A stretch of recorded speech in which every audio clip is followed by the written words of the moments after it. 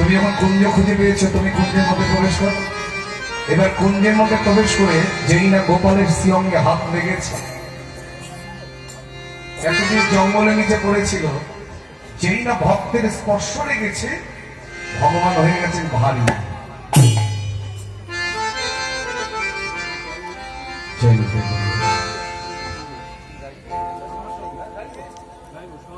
তোমার টাইমের মধ্যে সব গাইব। আমাকে বলেছে 9:30 পর্যন্ত, এটা দাবি করেছে। 9:30 ছিল, আমি বললাম ঠিক আছে, যাইনি তাই বলুন বলি যারা স্বামী। তো ভগবান ভক্তের স্পর্শতে ক্রমশ ভারী হয়ে গেছে, কিছু দিয়ে তুলতে পারছে না। কোন রকমের হরিরাজের সঙ্গে এই গোপালকে তুলে এনে কুঞ্জে পাই। বলি মহাবলীশ্বর একত্র করি, একত্র করি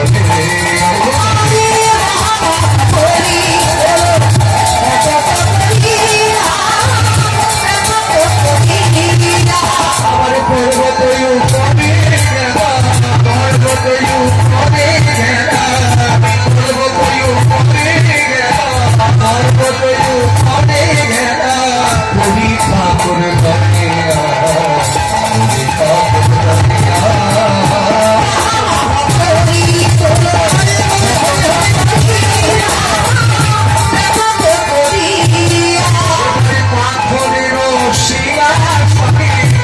ঠাকুরি বসাই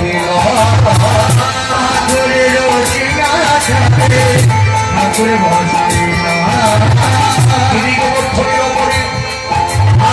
ভক্ত মাধবেন্দ্র করি হরি গোপালকে প্রতিষ্ঠা করলেন পাথরের সিংহাসনে। ঠাকুর বসাই পাথরের সিংহাসনে, ঠাকুরে বসাই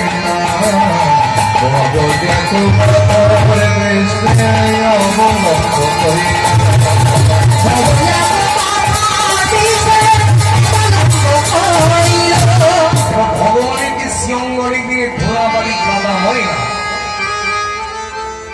এবার গোবিন্দ কুণ্ডের থেকে জল তুলে গিরি গোবর্ধনের ওপরে ব্রজবাসীরা গোপালকে স্নান করালেন। গোপালের পেটে অনেক দিনের ক্ষুধা, তাই আপনারা অন্নকূটের ভোগ দেখেছেন? অন্নকূট কি মাসে হয়? অন্নকূট কি মাসে হয়? কার্তিক মাসে। ভালো আছিস? বেশ, তুই তো অনেকদিন পরে পরে একবার আসিস কীর্তন শুনতে। যাইনি তাই নাকি সময় পাস না? যদি আমি আসিও কমে দিকে, এখন আগের মতো তার আসি না, এখন আমার আসলেও কমে দিকে। তো দেখো ভগবান তিনি বহুদিন কিছু খেতে পারেননি, তাই রাশি রাশি রুটি স্তূপে স্তূপে অন্ন ব্যঞ্জন আদি সাজিয়ে দিচ্ছেন পুরী গোসাই। এই অন্নকূটের ভোগের প্রচলন করেছিলেন শ্রী মাধবেন্দ্র পুরী। ভাতৃ দ্বিতীয়ার আগের দিন হয়, ভাইফোঁটার আগের দিন। হেনমতি অন্ন হেনমতি অন্ন করিল সাজা, হেনমতি অন্ন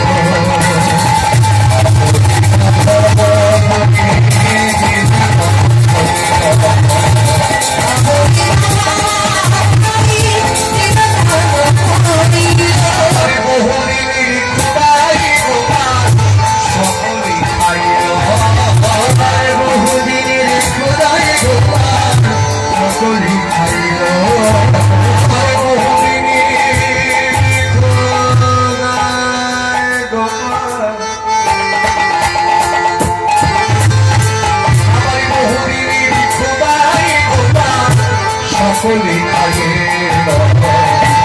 সকলে খায়ে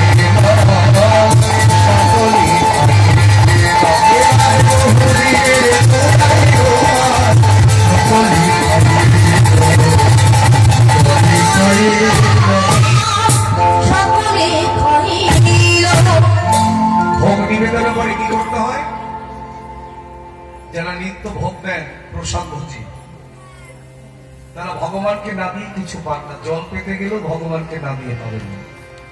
তো ভগবানকে ভোগ নিবেদনের পরে মন্দিরের দরজাটা বন্ধ করতে হবে। তারপরে কিছু সময় পরে হাতে তিনটে তালি দিয়ে মন্দিরের দরজাটা খুলতে হবে। আজকে শ্রীপাদপুরী গোসাই মন্দিরের দরজা খুলে দেখছে কোন থালাতে কোনো প্রসাদ। ভগবান কি রাক্ষস হলো নাকি? বুঝলাম জঙ্গলের নিচে চাপা পড়েছে, তাই বলে বেটা সব খেয়ে নিয়েছে। এটাকে বিশ্বাস করবে? মন্দিরে যে এত মার্শা ভোগ যদি আপনারা গিয়ে দেখেন একটাও নেই, কি মনে হবে? যে মালসা সাজাচ্ছে গিয়ে যদি দেখেন মন্দিরের মধ্যে একটাও নেই, কি মনে হবে? যে কেউ হয়তো চুরি করে নিয়ে গেছে। বিশ্বাস করবেন যে ভগবান সব খেয়েছে? তো মাধবেন্দ্র বলি চিন্তা করছেন আমার সবাই কলঙ্ক দেবে, কারণ আমি মন্দিরের সেবাই। তারা ভাবে আমি মনে হয় কোথাও সরিয়ে দিয়েছি প্রসাদের খাওয়া। তাই তোমার যাই ইচ্ছা তুমি তাই করো। তুমি ভক্তের মান রাখতে জানো না? যেই না পুনরায় দরজাটা বন্ধ করেছেন, ভগবান চিন্তা করছেন ওরে মানুষের মতন আমি খাই না ঠিকই, কিন্তু বাস্তব প্রেমের কাছে আমি বিক্রয় হয়ে গেছি। আমি তো প্রেমের কাছে বিক্রয় হয়ে গেছি। জানিস আমার কৃপা দৃষ্টিতে ভোজন হয়, তাই আমি যেমন শূন্য করতে জানি, আমি থালাটা ভরিয়েও দিতে জানি। আবার মাধবেন্দ্র বলি মান রক্ষা করবার জন্য ওই শূন্য থালার উপরে কৃপা দৃষ্টি রেখে ভগবানের কৃপা দৃষ্টিতে প্রতিটা থালার উপরে প্রসাদ করে রইল। পুনরায় মন্দির দরজা খুলে দেখছেন, এই না হলে তুমি আমার ভগবান, এসো তোমায় আরতি করি। এখানে গিরি গোবর্ধনের উপরে গোপাল প্রতিষ্ঠা করে তাকে স্নান করিয়ে সেবা দিলাম। ওই যে আমার দাদা রিকোয়েস্ট করে রেখেছেন শ্যামা সঙ্গীত গানের জন্য।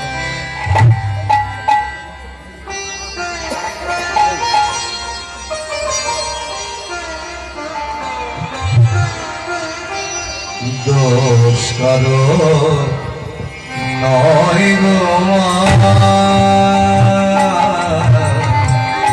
দোষ কারো নয় গো মা,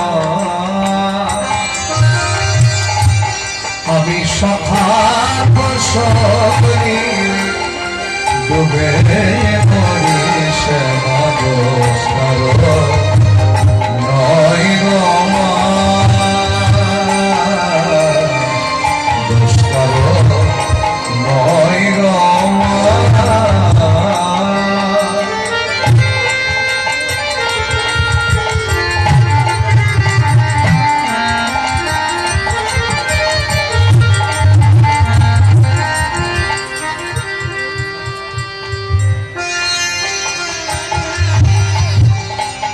আমার মন হলে কোদণ্ড স্বরূপ কোন ক্ষেত্র আছে কাটিলাম ঘরে মধরে কোদণ্ড স্বরূপ কোন ক্ষেত্র আছে সে তোকে পেরিল কালী রূপ কাল মনোরমা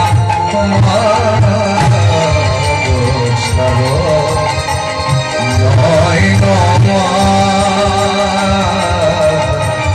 দোষ কারো নয় নমা।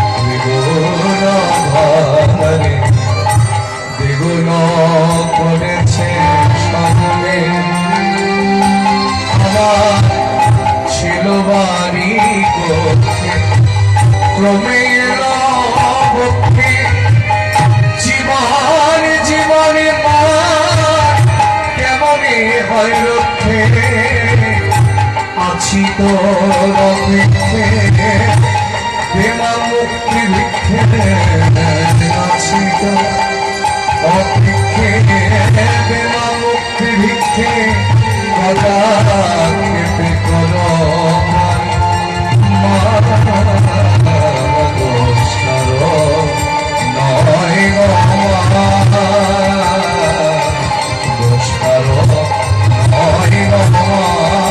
আমি সখা দশমী তুমি নয়